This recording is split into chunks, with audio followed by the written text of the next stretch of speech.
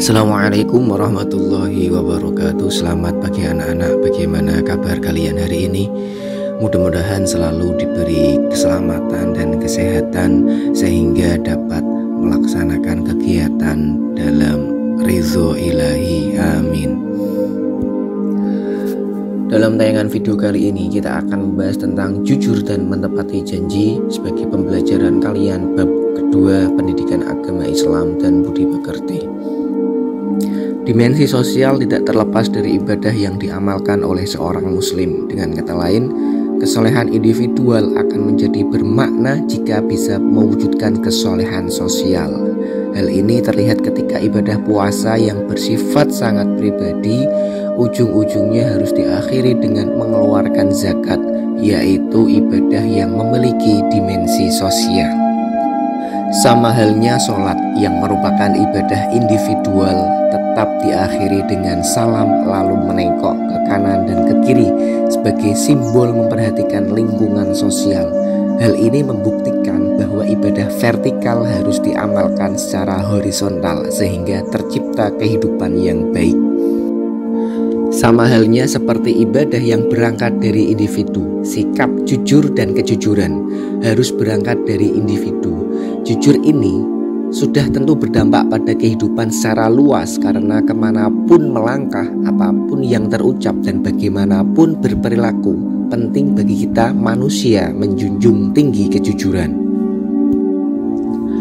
Pakar bidang tafsir Profesor Kiai Haji Nasaruddin Umar menjelaskan bahwa Nabi Muhammad SAW pernah menegaskan ibda binafsik, mulailah dari diri sendiri. Dalam Al-Quran juga ada penegasan kafa binafsikal yauma hasiba, cukuplah dirimu sendiri sebagai penghisap penentu terhadapmu. Dari penegasan Nabi Muhammad SAW dan wahyu Allah SWT tersebut menggambarkan bahwa pada akhirnya diri pribadi manusia yang lebih tahu apakah sesungguhnya diri pribadi manusia menjadi faktor terjadinya sebuah konflik dikarenakan kebohongan yang kita sebarkan. Apalagi di era digital seperti sekarang, di mana informasi mudah kita dapat, mudah kita buat, dan mudah kita sebarkan sendiri.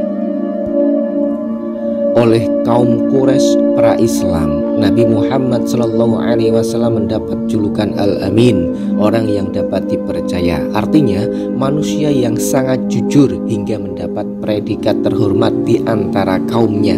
Nabi Muhammad SAW memulainya dari diri sendiri dan berdampak pada kebaikan untuk orang lain dan orang-orang di sekitarnya.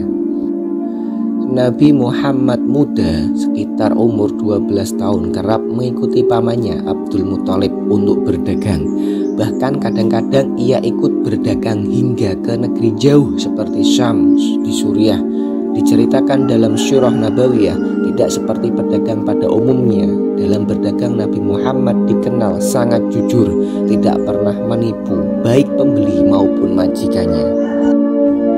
Nabi Muhammad juga tidak pernah mengurangi timbangan ataupun takaran. Nabi Muhammad juga tidak pernah memberikan janji-janji yang berlebihan, apalagi bersumpah palsu. Semua transaksi dilakukan atas dasar sukarela, diiringi dengan ijab kabul. Nabi Muhammad pernah tidak melakukan sumpah untuk meyakinkan apa yang dikatakannya, termasuk menggunakan nama Tuhan. Pernah suatu ketika Nabi Muhammad berselisih paham dengan salah seorang pembeli. Saat itu Nabi Muhammad menjual dagangan di Syam. Ia bersitegang dengan salah satu pembelinya terkait kondisi barang yang dipilih oleh pembeli tersebut. Calon pembeli berkata kepada Nabi Muhammad, "Bersumpahlah demi Lata dan Uzza." Nabi Muhammad menjawab, "Aku tidak pernah bersumpah atas nama Lata dan Uzza sebelumnya."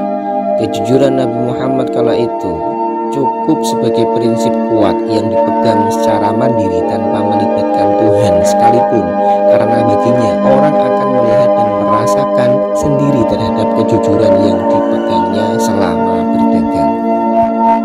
Prinsip Nabi Muhammad muda ini tentu saja bertolak belakang dengan fenomena keagamaan simbolik di zaman sekarang. Agama hanya dijadikan simbol, bukan diwujudkan dalam akhlak mulia sehari-hari. Sekarang pertanyaannya, apakah kita sudah membiasakan bersifat jujur dalam kehidupan sehari-hari? Sifat jujur ini harus kita biasakan dalam pergaulan setiap hari, di dalam lingkungan keluarga, lingkungan sekolah, maupun lingkungan masyarakat. Ingatlah bahwa generasi muda muslim seperti kita akan menjadi pemimpin bangsa di masa mendatang. Seorang pemimpin harus berakhlak mulia dan memiliki sifat jujur serta adil. Kejujuran akan membimbing pada kebaikan, dan kebaikan akan membimbing ke surga. Sebaliknya, kedustaan itu akan mengantarkan pada kejahatan, dan kejahatan itu akan menggiring ke neraka. Wallahu a'lam bishawab.